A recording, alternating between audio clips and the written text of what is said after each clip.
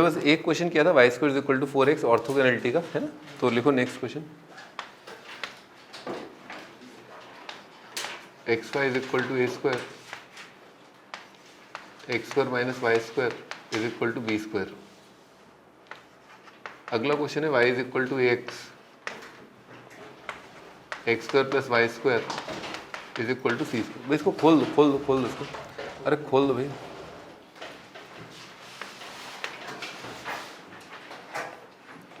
अगला क्वेश्चन है y is equal to sine theta y is equal to cos theta.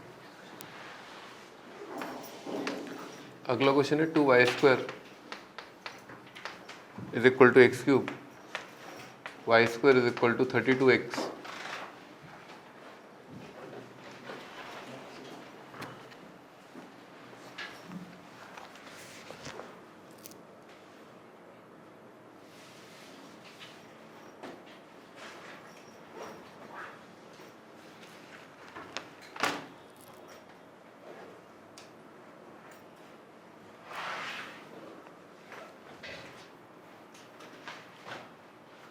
हाँ भाई, तो इनके बीच का एंगल निकालने अगेन हमें देखना होगा कि एक तो एक पॉइंट हो जो दोनों पर लाई करे, है ना। कैसे देखते हैं अपन एंगल, एक तो कॉमन पॉइंट मानते हुए जहाँ पर इंटरसेक्ट करें, और फिर उस कॉमन पॉइंट पर d Y by D x, है ना। तो पहले क्वेश्चन में अपन ने लिख लिया एच के कितना होएगा ए स्क्वायर एच स्क्वायर माइनस के स्क्वायर कितना होएगा बी स्क्वायर। इसको डिफ्रेंशिएट किया है ना, तो एक्स वाई का डेरिवेटिव कितना आएगा वाई प्लस एक्स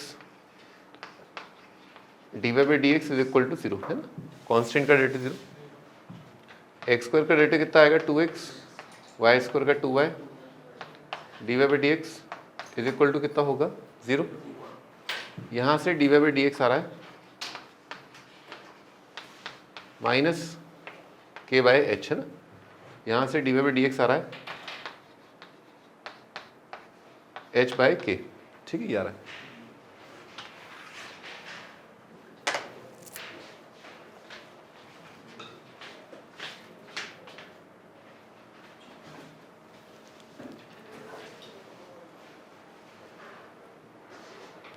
लिख लो यहाँ तक।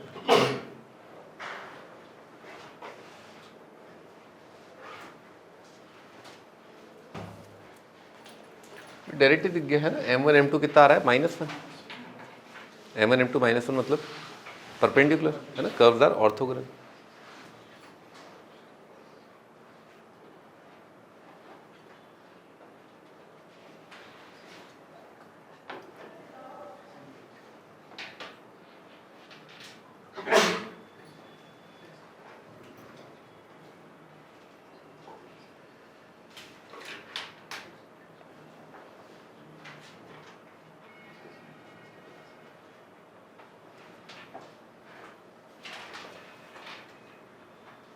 अब नेक्स्ट क्वेश्चन डायरेक्ट है, नेक्स्ट क्वेश्चन डायरेक्ट है। ये लाइन किससे पास कर रही है, ओरिजिन से, है ना। और ये सर्कल का सेंटर क्या है 0 0। तो इमेजिन करिए अगर कोई लाइन है जो सर्कल के सेंटर से पास कर रही है, तो that means that is diameter of circle, ठीक है। तो आपको मैंने बताया था कि सर्कल पर तो खैर ये टेंजेंट है ही, line is tangent to itself, है ना। लाइन क्या होती है, स्वयं पर टेंजेंट। तो अगर अपन इस पॉइंट ऑफ इंटरसेक्शन पर अगर अपन टेंजेंट ड्रॉ करें ना, एक तो सर्कल पर और एक लाइन पर, दोनों के बीच का एंगल कितना आएगा 90। तो दैट मीन्स कि दोनों कर्व क्या है, हमेशा ऑर्थोगोनल। तो लाइन अगर किसी सर्कल के सेंटर से पास करती है तो line is always normal to circle. तुमने लैंग्वेज में भी देखा होगा, line is normal to circle. हाँ, sine theta cos theta,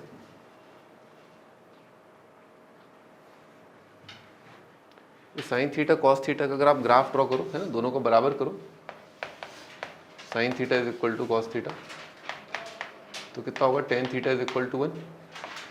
theta कितना आएगा n pi plus pi by 4।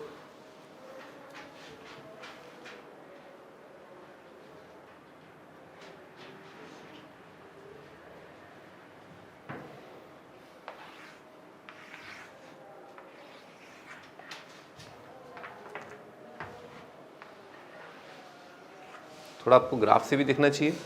दोनों कर्व साइन और कॉस के आइसोगोनल, आइसोगोनल बताया था, जब दो कर्व्स जहाँ कहीं भी भिड़ते हैं हमेशा उनके बीच का एंगल सेम रहता है।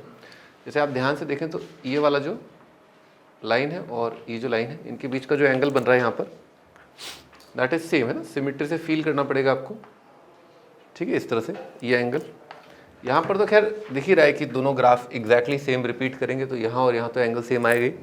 यहाँ पर भी विजुलाइज होना चाहिए कि angle is same.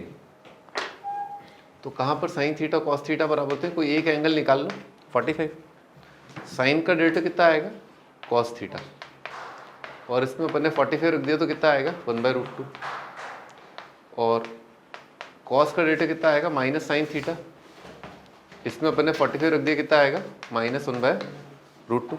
m1 m2 आ गए। Acute angle between two lines है ना, कितना होता है tan थीटा, मॉड ऑफ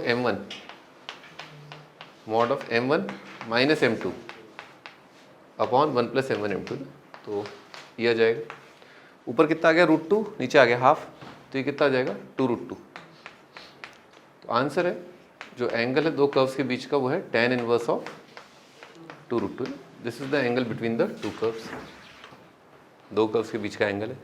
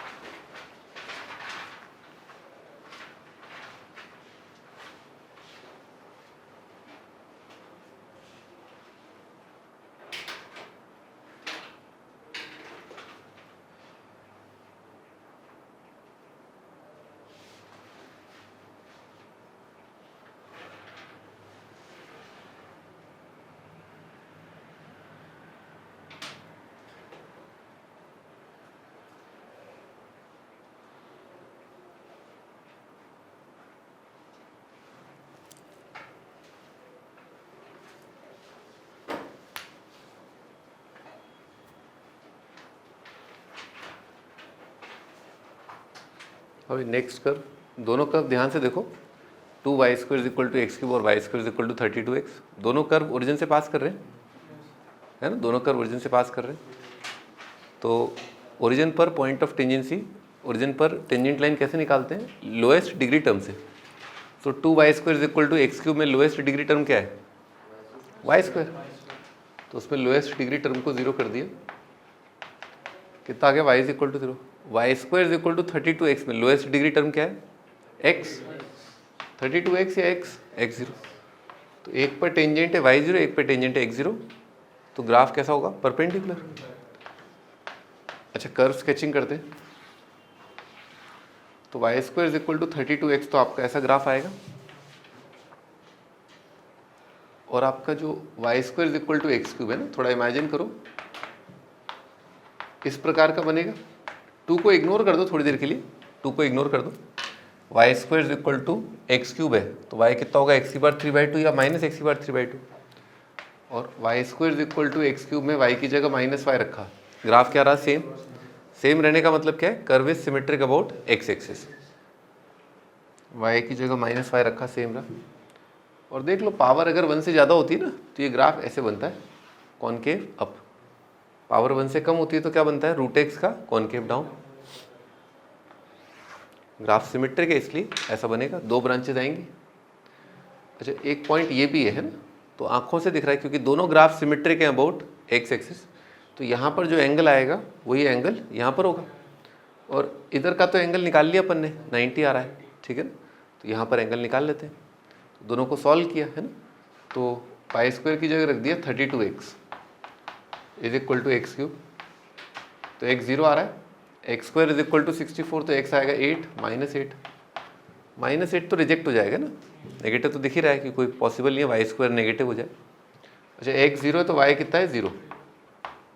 अच्छा x अगर 8 है तो y² = 32x में रखा, तो y² कितना आ रहा है 16 का स्क्वायर, तो y की 2 वैल्यू आ रही है ±16, यानी कि ये पॉइंट x8 y16, ये x8 y -16 है, ठीक है। अपन डिफ्रेंशिएट कर दें 2y² = x³ को, तो आएगा 2 into 2y multiplied by dy by dx और एक्स क्यूब का डेरिवेटिव आएगा 3x²। इसमें y की जगह ना ये वाले पॉइंट पर कंसिडर कर रहे हैं, y की जगह क्या रख दिया अपन ने 16 और x की जगह रख दिया 8 है ना, तो ये कितना आ जाएगा 64, ये कितना आ जाएगा 64, तो m1 कितना आ गया 3। दूसरे कर्व को डिफ्रेंशिएट किया तो आएगा 2y dy by dx is equal to 32। इसमें x तो रखने की जरूरत नहीं, y की जगह रख दिया 16, तो m2 कितना आ जाएगा 1। आंसर क्या आ जाएगा m1 minus m2 upon 1 plus m1 m2 का mod is equal to tangent of alpha is equal to कितना आएगा हाफ 1/2 है ना। तो एक जगह पर जहाँ पर कट हो रहा है वो 90 है, एक जगह कहाँ पर कटिंग हो रही है तो वहाँ पर आंसर है 10 इनवर्स हाफ। ठीक है, लिख लो।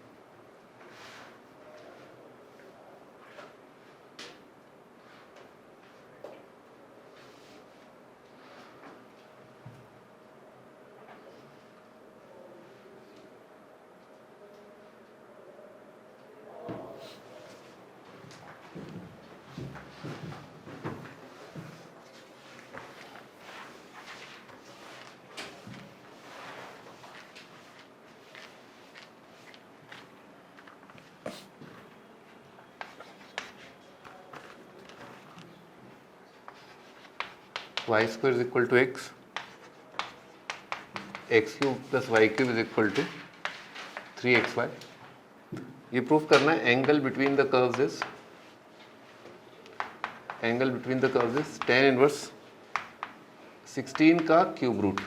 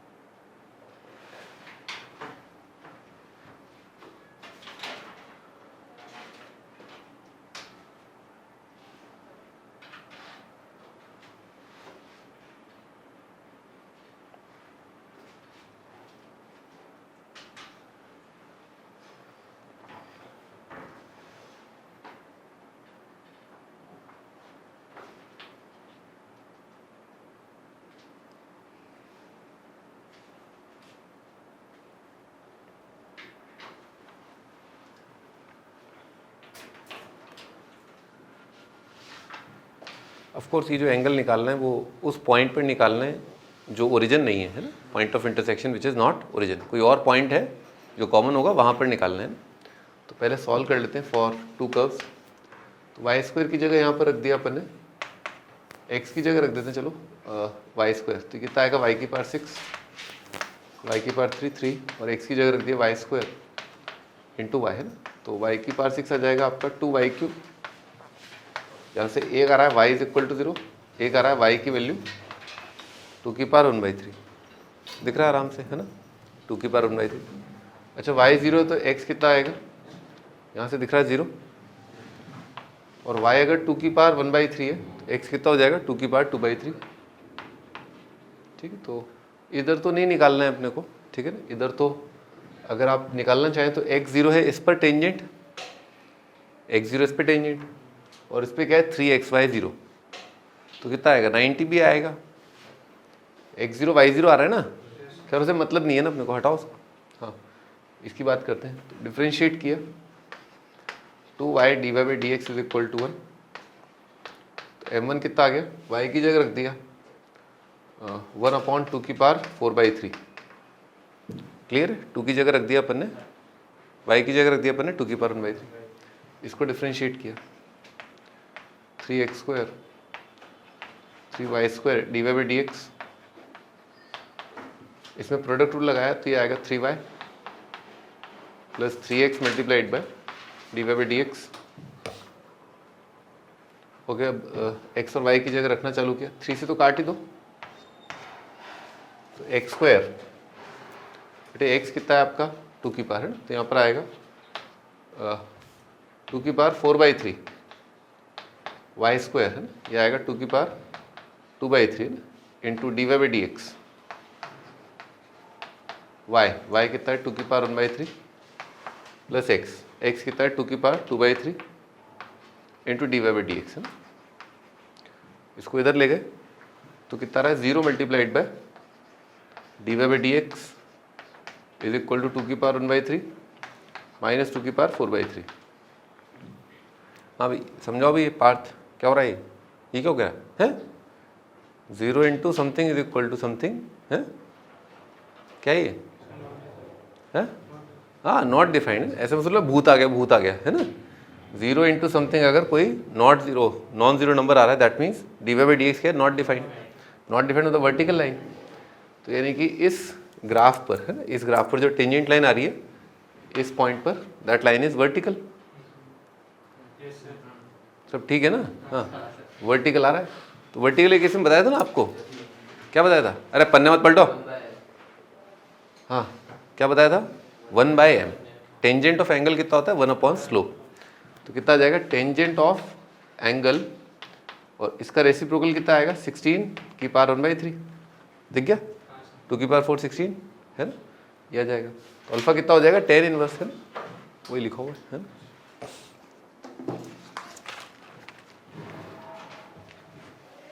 पिक्चर दिखाऊंगा ना, पढ़ के आया करो।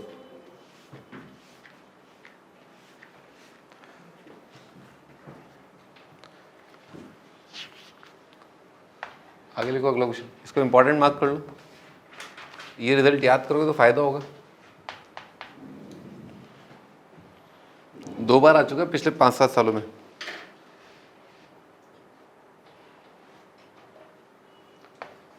a1x² plus b1y² is equal to 1, a2x² plus b2y² is equal to 1, intersect orthogonally,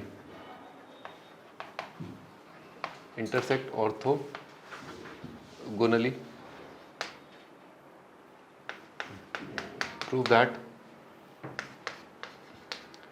1/a2 minus 1/1 1/b2 minus 1/b1। यहाँ पर साइड में लिख लो एलिप्स और हाइपरबोला, एलिप्स एंड हाइपरबोला है ना, उसमें ये काफ़ी इंपॉर्टेंट रिजल्ट है, काम आता है। मतलब स्ट्रेट अवे ये लैंग्वेज आती है, ellipse and hyperbola are orthogonal है। तो ये रिलेशन याद रहे तो काफ़ी अच्छा रहेगा, नहीं तो आपको काफ़ी टाइम लग जाएगा।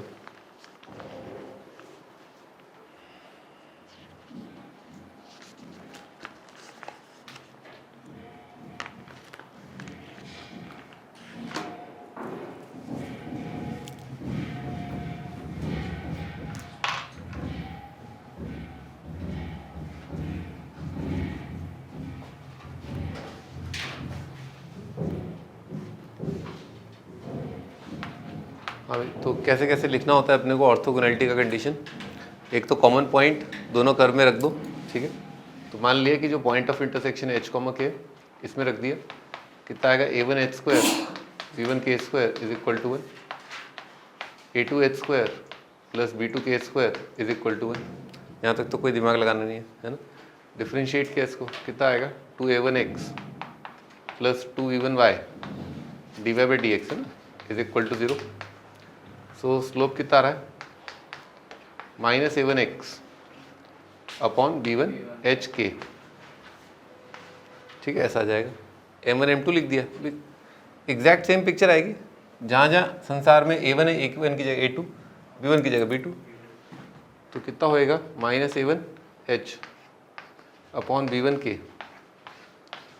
-a2h अपॉन b2k है ना, इज इक्वल टू -1।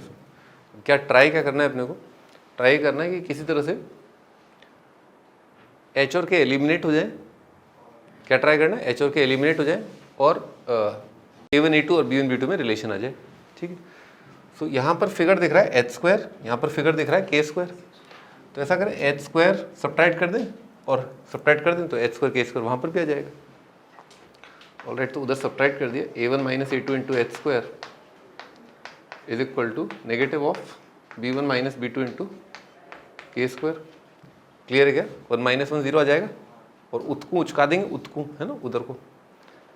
इसको कैसे लिखा भाई, माइनस तो उड़ा दो, कितना आएगा A1 A2 h square is equal to minus B1 B2 के स्क्वायर।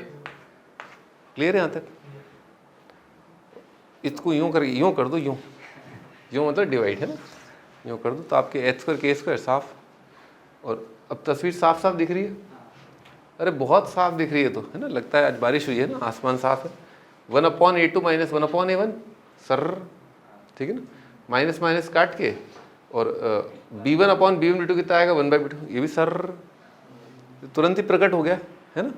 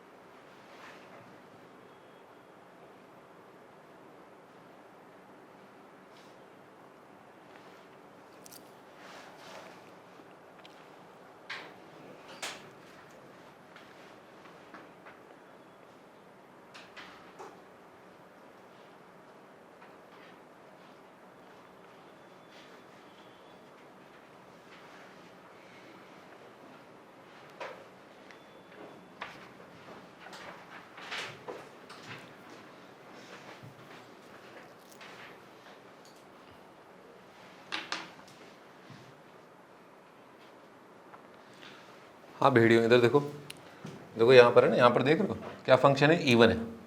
क्या फंक्शन है, इवन है। ये एक फिक्स कर्व है, ये एक फिक्स कर्व है, इस पर एक्स और वाई के जो कोऑर्डिनेट्स हैं वो फिक्स हैं, ठीक है। यहाँ पर ए पर डिपेंड करेगा है ना, ए कैसा है। ए अगर 1 होगा तो कुछ बनेगा, ए अगर 2 होगा तो कुछ और बनेगा, ए अगर 3 होगा तो कुछ और बनेगा, है ना। So this is depending upon A, but this is a fixed curve. जैसे लाइन x + y = 3 है, फिक्स है, उसे फिक्स पॉइंट लाई कर रहे हैं, वी नो कौन से पॉइंट इस पे हैं।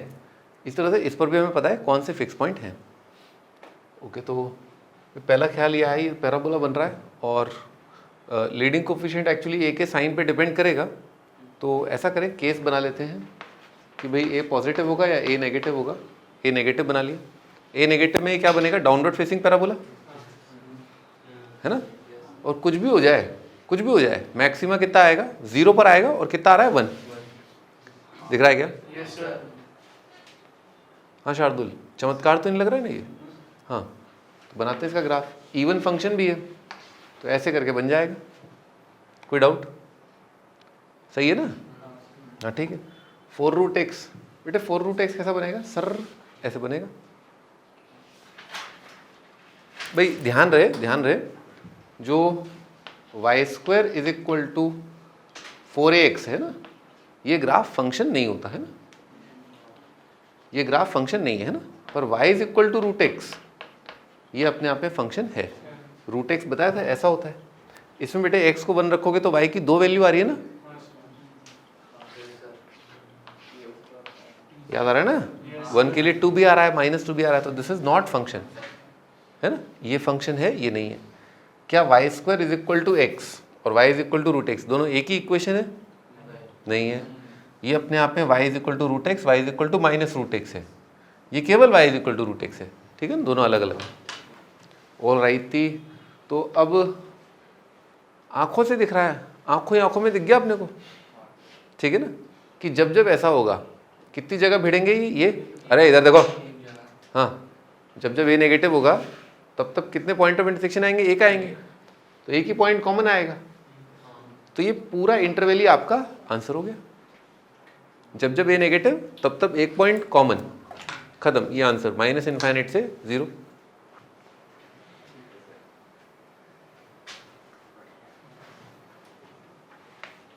केस 2,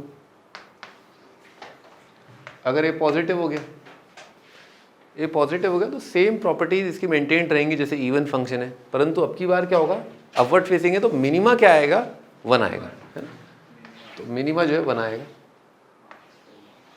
इस प्रकार का ग्राफ बनेगा। तो बेटे अब अगर एक पॉइंट कॉमन करवाना है ना, एक पॉइंट कॉमन करवाना है तो कैसन होगा वो एक पॉइंट कॉमन, ऐसन होगा।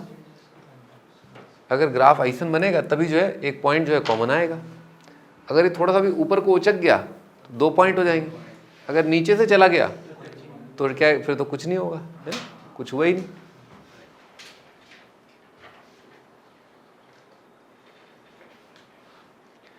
अच्छा, ये अभी इसका तो पता ही है अपने को क्या करना होता है इसमें, कॉमन पॉइंट पर h, k और dy बाई डी एक्स क्या करेंगे, कॉमन पॉइंट पर सेम, और मान लेते हैं इसको h, k, तो कितना होएगा, k is equal to 1 plus h square by a cube, k is equal to 4 root h और dy बाई डी एक्स। पहले वाले का कितना आ रहा है, हाँ भेड़ियों दिख रहा है ना, कितना आ रहा है 2h बाई ए क्यूब। दूसरे वाले कितना है, रूट का कितना आएगा 1 बाई 2 रूट, और लफड़ा क्या है h, ठीक है, ये आ जाएगा गॉन गॉन गॉन, कितना आएगा h की power 3 by 2 is equal to a cube, h कितना हो जाएगा ए स्क्वायर, क्लियर, h कितना आ रहा है ए स्क्वायर। बेटे इसको और इसको सॉल्व करना है, क्या निकालना है, a निकालना है, निकाल सकते हैं अपन आराम से, क्योंकि h और k एलिमिनेट करेंगे वो 2 इक्वेशन से हो जाएगा, तीसरे में अपने को a मिल जाएगा। तो ये बात है ना, अपन ने यहाँ रख दी, यहाँ रख दी, सब जगह रख दी ना,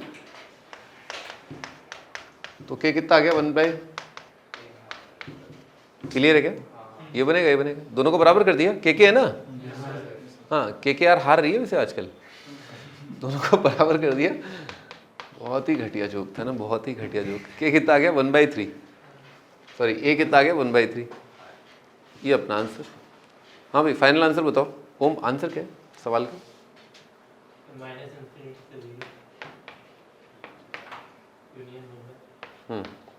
यूनियन एलिमेंटल 1 बाई 3 है ना, ये आपका answer.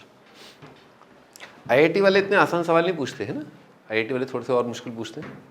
So let's see what IIT वाले पूछते हैं।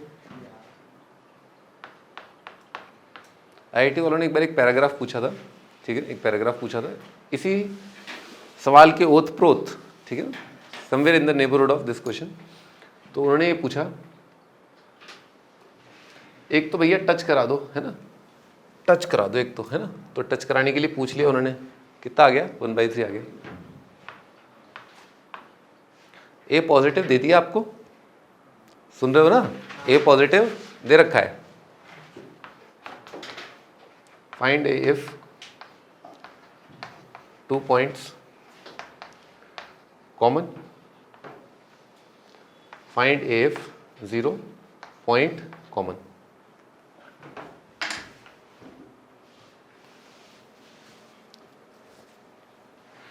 तो देखो आप ध्यान से देखो, अभी फिलहाल जो अपन ने किया, अपन ने तो टच करा दिया, तो आपको ये समझना है, मैं भी आपको समझा रहा था, मैंने आपको एम्फेसाइज किया था, दिस कर्व इज फिक्स्ड, इस पर x 1 रखोगे तो y का एक फिक्स कोऑर्डिनेट आएगा ना, पर इस पर क्या है, a पर निर्भर कर रहा है ना।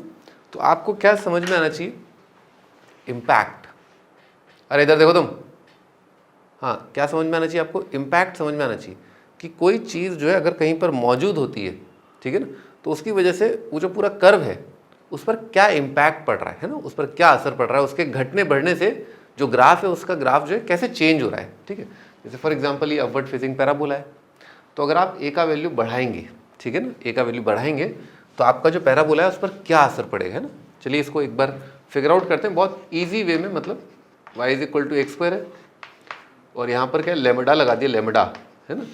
तो क्या है, अब आपको देखना है कि लेमडा जो है कैसे चेंज हो रहा है, तो इस वजह से इस ग्राफ पर क्या असर पड़ रहा है। लेट्स से जैसे 2x² है, मान लीजिए 4x² है ना। हाँ भेड़ियो, बनाओ इन तीनों का ग्राफ, x², 2x², 4x² का ग्राफ बनाओ।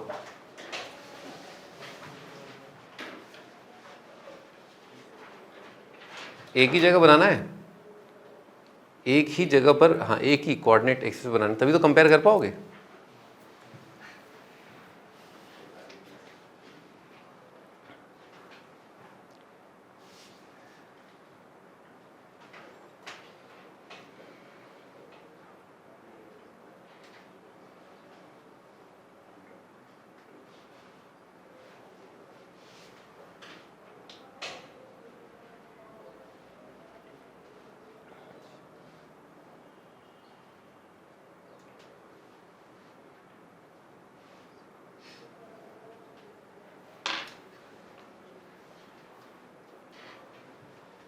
अरे मुंडी ऊपर, इधर देखो।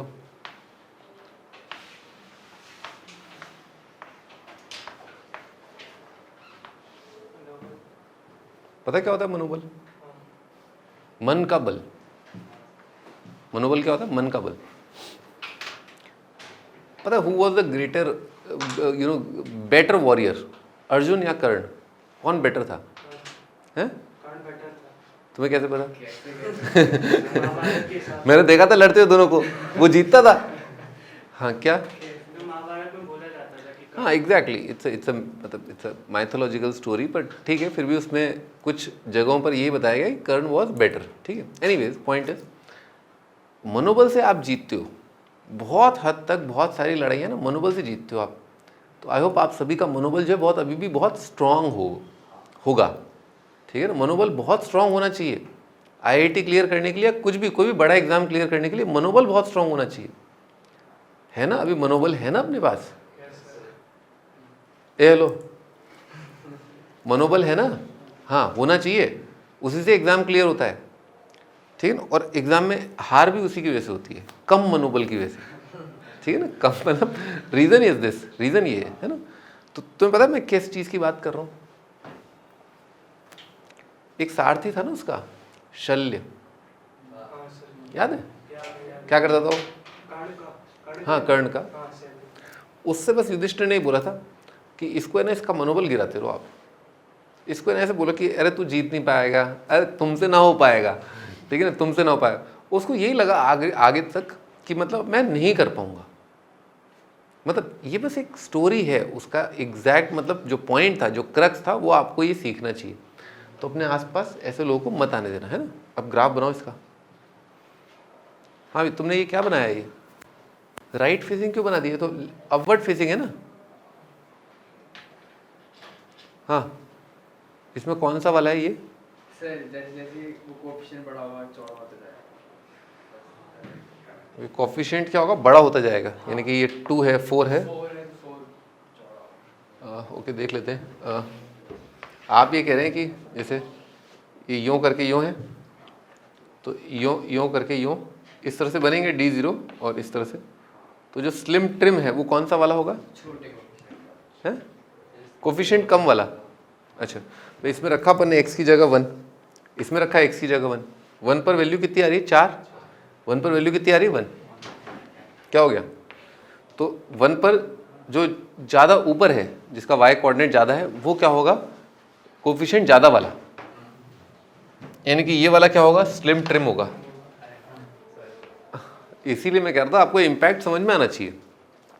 देखो ऐसे बहुत कम क्वेश्चन आएंगे, ऐसे बहुत कम क्वेश्चन आएंगे, लेकिन आएंगे तो कैसे आएंगे? लोटा भर भर के आएंगे। 3 आएंगे सीधे, तुम समझ, 3 क्वेश्चन एक साथ आएंगे एक जैसे। और केवल पता है किस पे डिपेंड कर रहा है?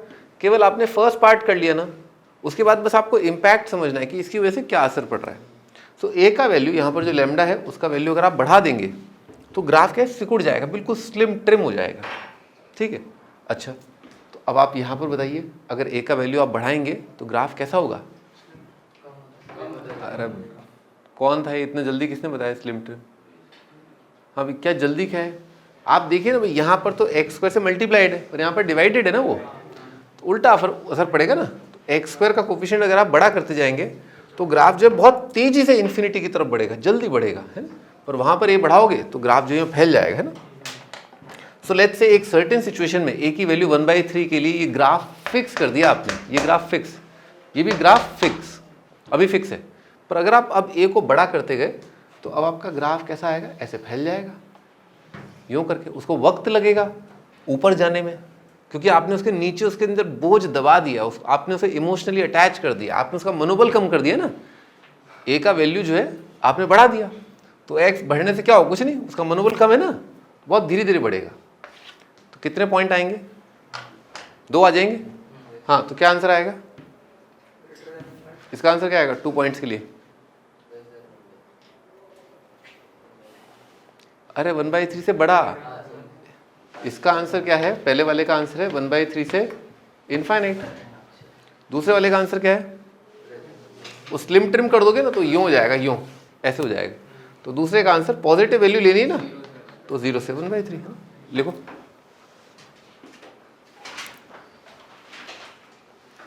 मैंने तो आपको एक एग्जाम्पल मात्र दिया है, हो सकता है ग्राफ में जो इम्पैक्ट है वो किसी और तरीके से पूछ रहे हो, है ना। अब तो सवाल पे डिपेंड करता है, आपकी इंटरप्रिटेशन पे डिपेंड करता है, आप कितने चालाक हैं, होशियार हैं।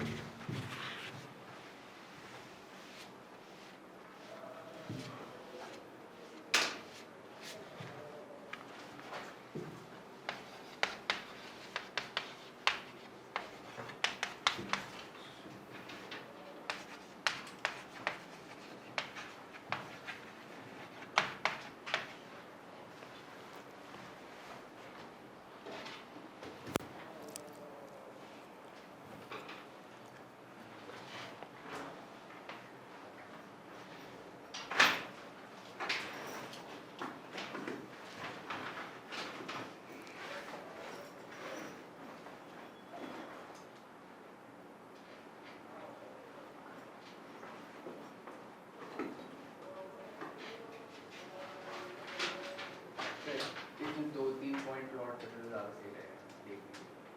हाँ कर लो आप भी। अच्छा बच्चा तो क्या समझने के लिए थोड़ा और टाइम बिताता है, पॉइंट प्लॉट करता है, ग्राफ बनाता है ना। 2-3 पॉइंट आप प्लॉट कर लो तो आपको और क्लैरिटी आएगी।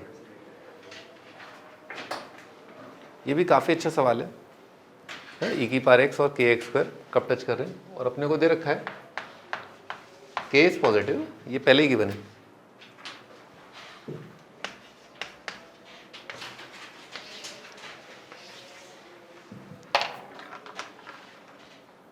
ओके, तो ये तो अपवर्ड फेसिंग पैराबोला, तो ये तो काट रहा है, तो टच थोड़ा ना करा, तो काट दिया है ना।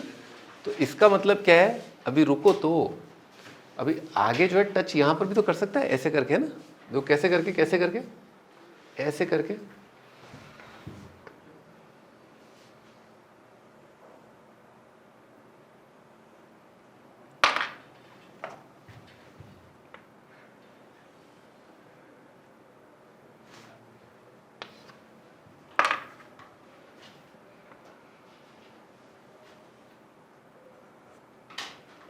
हाँ वीडियो देखो, बात समझ में आई।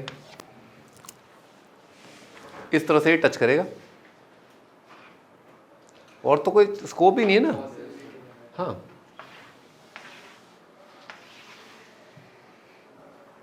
देखो अगर कट करेगा ना, कट करेगा तो कट कैसे करेगा,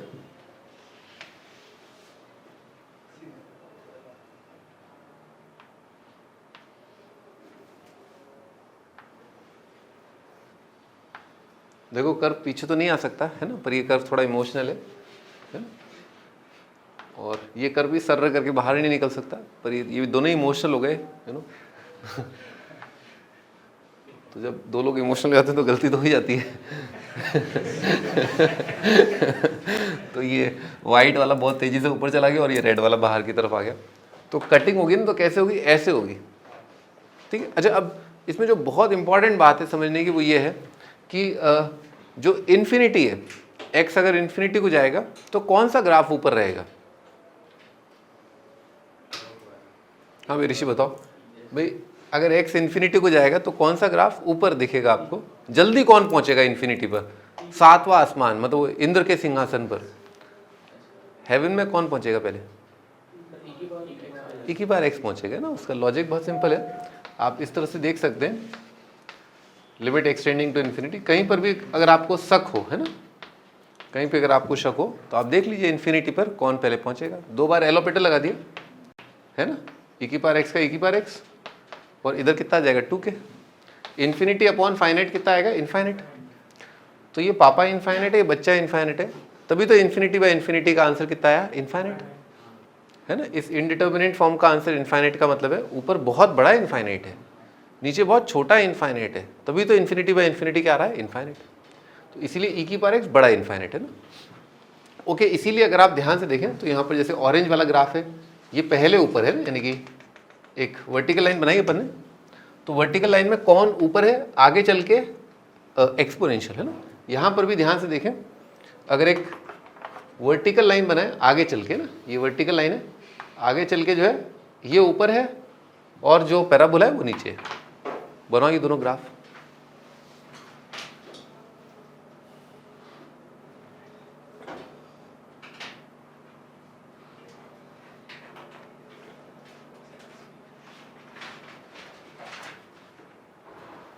दो अलग अलग रंगों से बनाएंगे तो आपको बड़ा अच्छा लगेगा, है ना।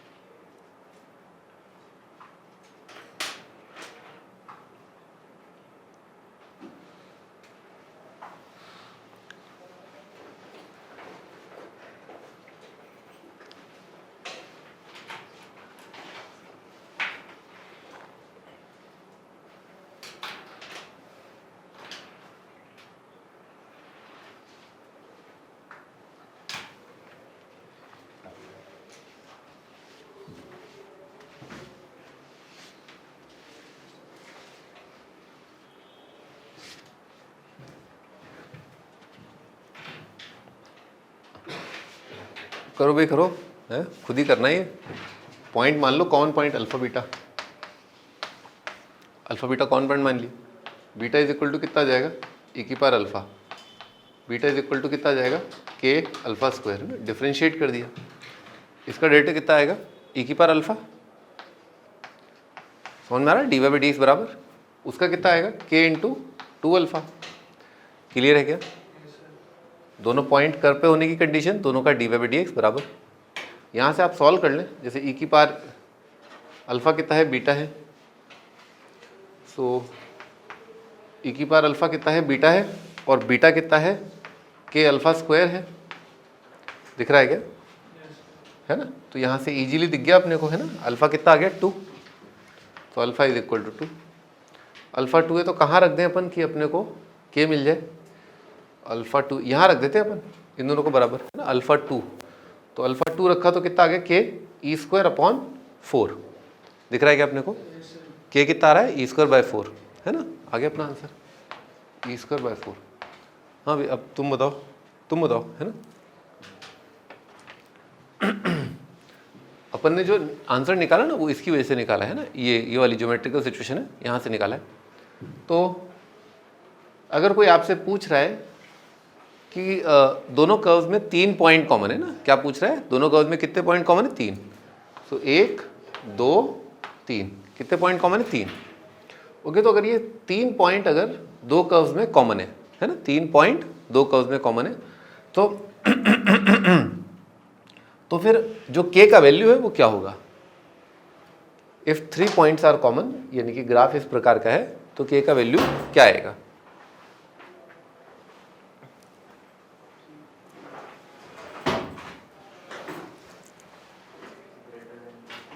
तुमसे पूछा, हाँ बताओ भाई आराम से, टेक योर ओन टाइम, कोई जल्दी नहीं है। इम्पैक्ट, असर, कैसे क्या असर पड़ रहा है मैंने आपको समझा ही दिया। कैसे यूं हो रहा है या यूं हो रहा है ना, ऐसे ऐसे आपको देखना है।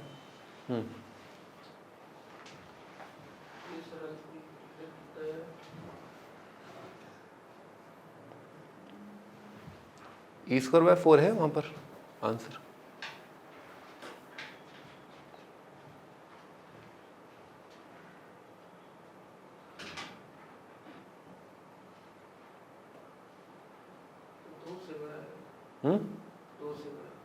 दो दो तो है ही नहीं ना, ई स्क्वायर बाय 4 है ना। महारथी क्या कर रहे हो, दो कहां से आ गया? ई स्क्वायर का वैल्यू कैलकुलेट कर दिया तुमने, उसकी जरूरत नहीं है। आंसर बस ई स्क्वायर बाय 4 की टर्म में दे दो। क्या कहते हो तुम, दो से बड़ा? तो ई स्क्वायर बाय 4 से बड़ा कह रहे हो बेसिकली तुम। नहीं, इसका हाफ कर सकते इसका आधा कर दूं? क्यों? हाँ भी ओम बताओ क्या होगा आंसर इस ज्योमेट्रिकल सिचुएशन का, यानी कि 3 पॉइंट कॉमन का के कॉरस्पॉन्डिंग के का रेंज क्या आएगा?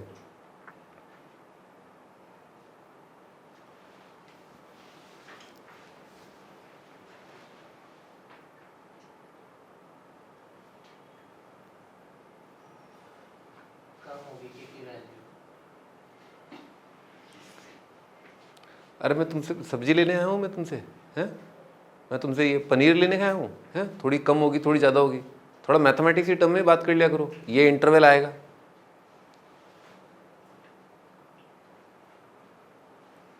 क्या आंसर? ए लो, हाँ तुम बताओ। हाँ अच्छा बताओ। कैलकुलेट ही करना था। अरे प्रभु कैलकुलेट नहीं करना है इसमें, बस आंसर बोल देना है। आंसर बस बोल देना है। अभी तो बताया मैंने आपको इम्पैक्ट। हाँ भाई तुम बताओ क्या होगा, क्या इम्पैक्ट पड़ रहा है के की वजह से, क्या इम्पैक्ट पड़ रहा है। और इधर अगर इस तरह की सिचुएशन है तो के होने से ही ऐसा होगा ऐसा होगा, बस ये देखना है आपको। क्या है इसमें ये? हाँ भाई विश्वजीत बताओ भाई। के बड़े छोटे होने से एक सर्टेन वैल्यू है के भी यहाँ पर, तो के को बड़ा करना है तो फिर ये हो जाएगा, या के को छोटा करना है तब होगा। बड़ा करना है तो आंसर क्या होगा? बस खत्म, लिखो आंसर ई स्क्वायर बाय 4 से लेकर के इनफाइनाइट।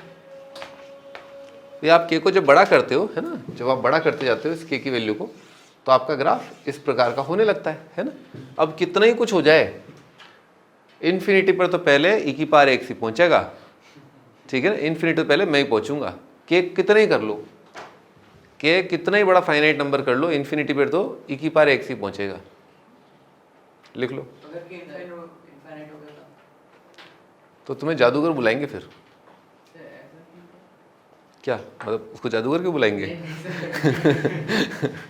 हाँ तो क्या आप ऐसे क्यों कह रहे हैं कि पहले ई की पावर एक्स पहुंचेगा? अरे बेटे इतनी देर से क्या हम ये काजू फ्राई कर रहे थे क्या हैं? सर के भी तो इनफाइनाइट हो ये क्या काजू फ्राई कर रहा हूँ मैं यहाँ पर? सर आप ई की पावर के भी तो इनफाइनाइट अरे तुम तो रुको, एक मिनट रुको तुम तो, है ना। हाँ बताओ क्या। वो आपने डिफरेंशिएट किया तो फिर हाँ। आपने ई की पावर एक्स में इनफाइनाइट रख दिया है ना। मैंने रख नहीं दिया वो, मतलब ये रखना ही पड़ेगा आपको। सर बाद में जब के भी इनफाइनाइट को अप्रोच करेगा हाँ हाँ तो इन्फिनिटी में हाँ तो है ना, तुम्हें ना कहानी ना बचपन में सुनाई नहीं तुम्हें किसी ने ना, जब बच्चों को लोरी सुनाते ना, लोरी सो जा सो जा सो जा, है ना, तो उस टाइम पर है ना लोरी सुनाते टाइम एक बात और भी बोलते हैं, ठीक है ना। जब छोटे बच्चों को लोरी सुना रहे होते हैं ना, डायपर पहनाते हैं, तो एक बात ये भी बताते हैं कि जो ABCD होते हैं ना, ABCD से लेकर के कहाँ तक, के तक गिन लो, 13 तक। मैं क्या मेरी बात तो सुन लो ना, 13 तक कितने होते हैं, 26 होते हैं ना, 26 लेटर। 26 लेटर में पहले 13 गिनो, ABCD E, अड़ा दी ना टांग, गिनने नहीं दिया। ABCDEFGHIJKLM। M और M से पहले वाले जो क्वांटिटीज होते हैं इनको क्या माना जाता है, कांस्टेंट, ठीक है। और इसके आगे वाले यानी कि M O आगे जो भी है और प्रेफरेबली एक्स वाई जेड। तो अगर कहीं पर भी आपको दुनिया में कभी भी कन्फ्यूजन हो कि ये कांस्टेंट है या इसको आप खींचतान कर सकते हो या वेरी कर सकते हो, तो ये तरीका होता है चेकआउट करने का ना। पहले 13 क्या होंगे कांस्टेंट और अगले 13 क्या होंगे वेरिएबल, अगर कन्फ्यूजन हो तो। पर वैसे भी कि एक्स और वाई अगर मौजूद है, अगर कहीं किसी कर्व में या किसी भी इक्वेशन में एक्स और वाई मौजूद है, तो they have to be taken as variable. Rest of all the quantities are suppose to be fix constants या आर्बिट्री कॉन्स्टेंट्स। आर्बिट्री कॉन्स्टेंट्स का वैल्यू चेंज नहीं होता है। आपने एक बार के का वैल्यू कुछ बोला, it's a constant, it can be as large as you want it to be. आप जितना महान शक्तिमान लेना चाहें ले लो, पर शक्तिमान बेटे गंगाधर ही है, ठीक है ना, रहेगा वो गंगाधर, वो ऐसा नहीं कि इन्फिनिटी पहुंच जाएगा, ठीक है ना। ये केक तो गंगाधर ही है, इन्फिनिटी नहीं जाएगा ये। आप इसको खींचतान नहीं कर सकते, आप इसको बड़ा छोटा नहीं कर सकते। जैसे आप बोल रहे हो इन्फिनिटी ले लो, तो इन्फिनिटी कोई फिक्स नंबर नहीं है ना। इन्फिनिटी तो मैं सर मेरा इन्फिनिटी कम पड़ गया, तो अथर ने बोला मेरा वाला लो सर, मेरा वाला वो बड़ा है सर। तो सर उसको कैसे खींचतान कर सकते हैं e का पावर x को? क्योंकि बेटे एक्स वाई वेरिएबल है ना, और यहाँ पर भी मैंने आपको बताया इन्फिनिटी का मतलब क्या होता है। What you mean by limit, limit का मतलब क्या होता है बताओ। जैसे अगर लिखा है लिमिट एक्सटेंडिंग टू इन्फिनिटी, इसका मतलब क्या है? मतलब कोई कुछ रोक क्या रोक रेस्ट्रिक्शन जैसा। रेस्ट्रिक्शन लग रहा है तुम तो किसी लड़की के फादर हो। रेस्ट्रिक्शन लगा रखा है, ये नहीं पहनोगी, यहाँ नहीं जाओगी, वहाँ नहीं जाओगी, ये पिक्चर नहीं देखोगी। ओके, तो हाँ भाई ये बताओ क्या नाम है तुम्हारा, ऋतु, ये लिमिट का मतलब क्या होता है? जब एक्स टेंडिंग टू इन्फिनिटी है, इसका मतलब क्या है? कोई बहुत बड़ा नंबर हो तो क्या होता है, डिफाइन नहीं कर सकते कितना बड़ा है, इतना बड़ा। हाँ इतना बड़ा है, डिवाइन नहीं कर सकते। हाँ विजित, लिमिट का मतलब क्या होता है? What do you mean by limit? अगर कहीं लिखा है मार्केट में limit extending to infinity, what do you mean by limit x जो है वो इन्फिनिटी को टेंड कर रहा है, क्या मतलब होता है लिमिट का?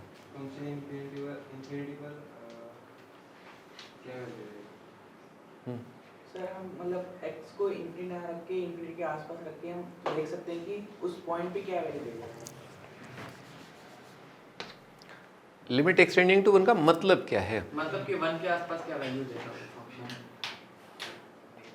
लिमिट का मतलब क्या होता है? 1 को टेंड कर रहा है।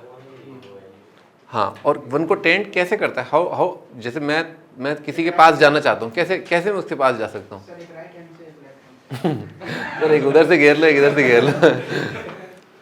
ओके, तो लिमिट का मतलब होता है विदाउट एनी कंट्रोल। मैंने इस शब्द का प्रयोग किया था जब मैं आपको लिमिट पढ़ा रहा था, विदाउट एनी कंट्रोल, याद आ रहा है आपको? अनकंट्रोलेबल, मतलब आप पास जा सकते हो, उसकी कोई हद नहीं है। You can go as close as 1, मतलब सारी सीमाएं सारी मर्यादाएं सब लांघ दो, ठीक है ना, 1 के पास पहुंच जाओ, पर 1 नहीं होने चाहिए, ठीक है ना। कितना क्लोज, कोई सीमा नहीं है, ठीक है ना, कोई सीमा नहीं है। तो जब आप बोल रहे हैं ना एक्सटेंडिंग टू इन्फिनिटी, तो x कितना बड़ा है, कोई सीमा नहीं है उसकी, ठीक है ना। आप x को, आपको लगे कि यार ये छोटा पड़ गया यार, e की पावर x है ना, ये छोटा इनफाइनाइट है, मतलब अगर आप बात कर रहे हो e की पावर इन्फिनिटी की, तो आपको लगे तो आप बोल दो ये है इनफाइनाइट, ठीक है। अगर आपको कम पड़ रहा है तो, अगर आपको कम पड़ रहा है तो, अगर आपको ये भी कम पड़ रहा है तो एक और ले लो, फिर इसका भी आप स्क्वायर कर दो, टंटा ही खत्म। फिर आपको ये भी कम लग रहा है, तो आप समझ रहे हो मेरी बात? अगर x टेंडिंग टू इन्फिनिटी है, इसका मतलब इस बात की कोई सीमा नहीं है कि x कितना बड़ा है, कितना विशाल है। जितना आप बड़ा लेना चाहें उतनी खींचतान करके आप यहाँ पर वो वैल्यू रख सकते हैं। अब आपको इन्फिनिटी का मतलब समझ में आया, या मतलब लिमिट का मतलब समझ में आया? आप किसी भी हद तक जा सकते हैं, you can go as close as, जितना आप जा सकते हैं। पर ये काम आप के साथ नहीं कर सकते, कोई फिक्स नंबर के साथ आप नहीं कर सकते। फिक्स नंबर को आप खींचतान करके अपने हिसाब से विशाल या छोटा नहीं कर सकते, या किसी के आसपास नहीं ले जा सकते। आपको इसको फिक्स ही रखना पड़ेगा। आप डिक्लेयर कर दो, पहले आप डिक्लेयर करो मार्केट में, ठीक है ना। ओके सो ओके ठीक है, तो इसको ऐसा करते हैं, थोड़ा बड़ा ले लेते हैं, ओके ठीक है, चलो ठीक है, इतना बड़ा ले लिया। लेकिन आप ये काम x के साथ नहीं कर सकते जब उस पर लिमिट लगी हुई है। अब आपको बात समझ में है लिमिट की? अब लिमिट का आज तुम्हारी आंखें खुल गई होंगी आज, मतलब सभी की, मतलब तुम अकेले नहीं हो।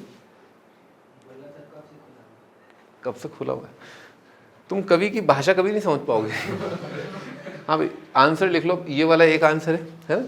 और एक ज्योमेट्रिकल सिचुएशन अगर ये वाली अगर हम देखें, यानी कि इस प्रकार से, तो इसका आंसर बताओ। हाँ भाई ऋषि, इसका आंसर क्या है? एक ही पॉइंट कॉमन है, पैराबोला और एक्सपोनेंशियल में एक ही पॉइंट कॉमन है, तो आंसर क्या आएगा?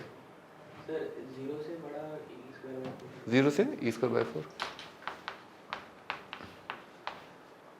ठीक है ना। अगर आपको इसको पैराबोला को अगर यूँ फैलाना है, बिल्कुल यूँ फैलाना है, तो आप क्या करिए, इसमें k का वैल्यू जो बहुत छोटा कर दीजिए, k का वैल्यू बहुत छोटा कर दीजिए।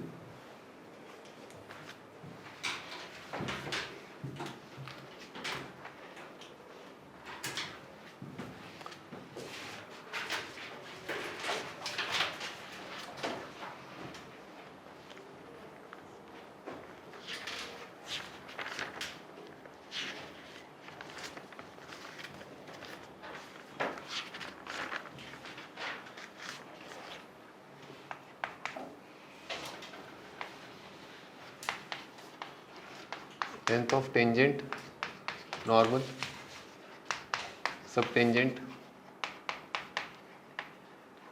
सब नॉर्मल।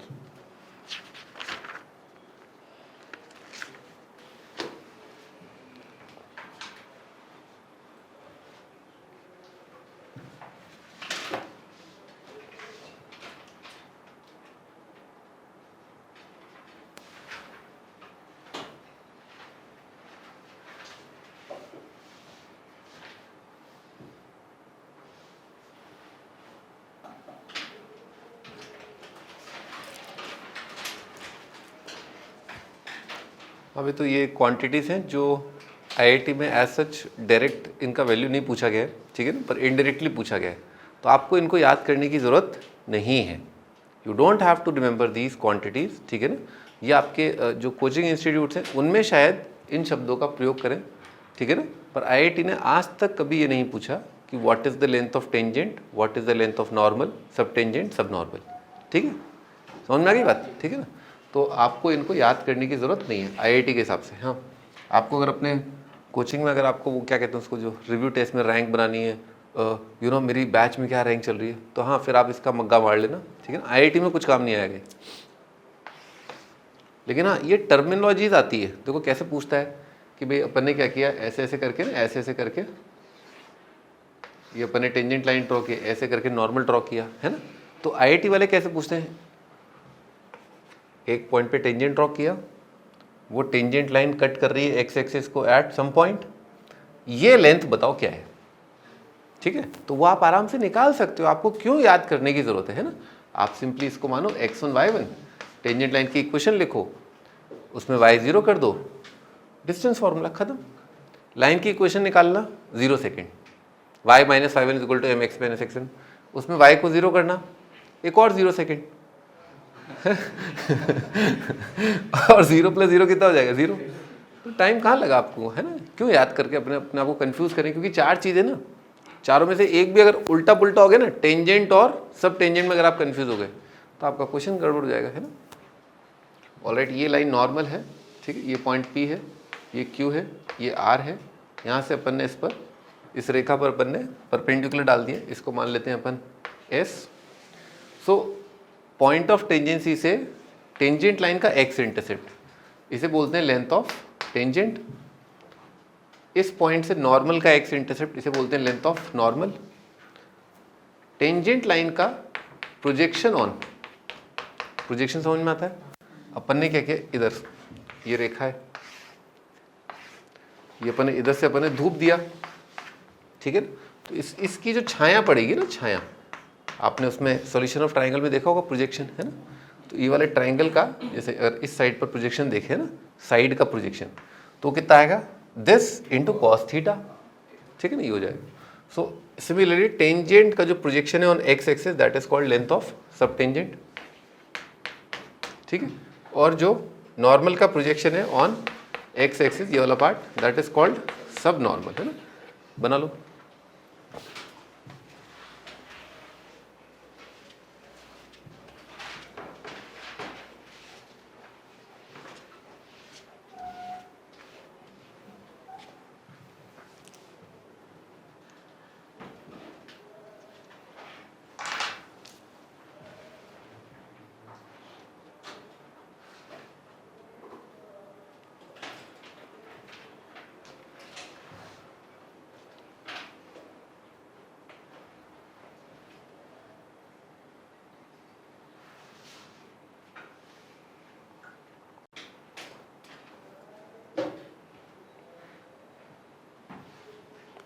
ठीक है, बहुत आसान है। यहाँ से अपन ने जो परपेंडिकुलर डाला है इसके कोऑर्डिनेट क्या हो जाएंगे, x1, 0। ये लेंथ कितना हो जाएगा मॉड ऑफ y1, ये एंगल थीटा, टेन थीटा कितना हो जाएगा आपका dy/dx eight point x1 y1। ठीक है, जो भी पॉइंट बोला है उसने, इसको बोल देते हैं अपन m। ठीक है, ये कितना हो जाएगा, अगर ये मॉड y1 है तो length of tangent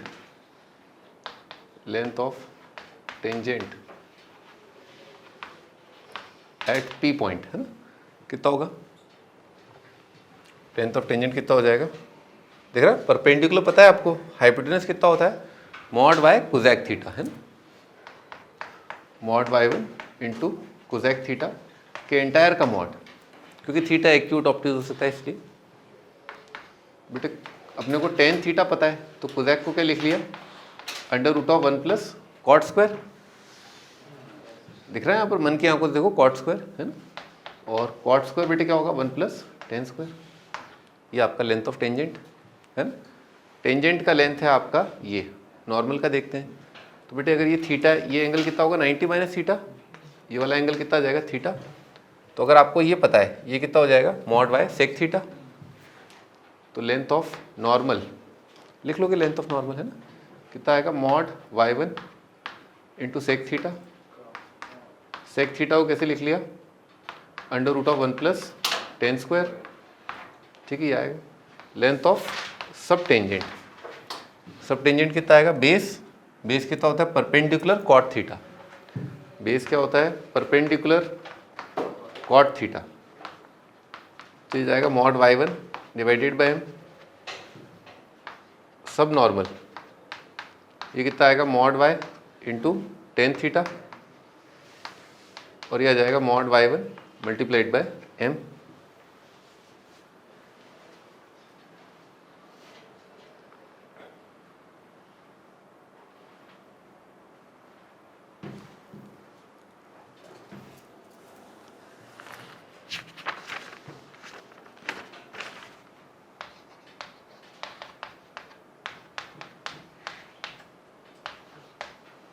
one comma four पर ये सारी चीज़ें अपने को बतानी है, लेंथ ऑफ टेंजेंट, सब टेंजेंट, नॉर्मल, सब नॉर्मल, कर्व दे रखा है और पॉइंट दे रखा है।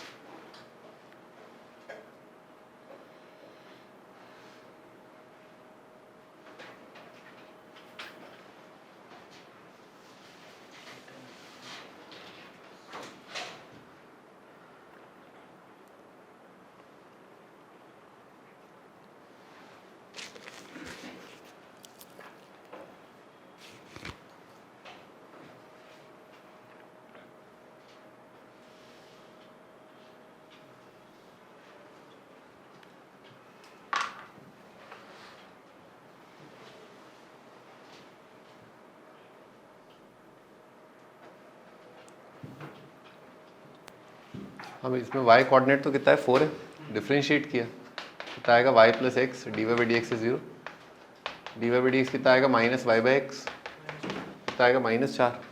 बस वैल्यू पुटानी है इसमें, y कितना है 4, √1 प्लस 1/16 ये आ जाएगा। निकाल लो कि सारे के सारे है ना, y और m निकाल लो।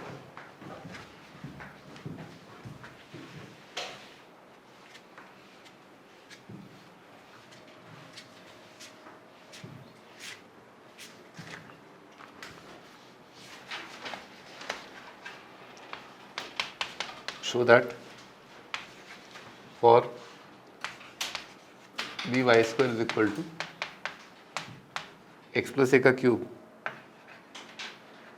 Square of subtangent varies as subnormal.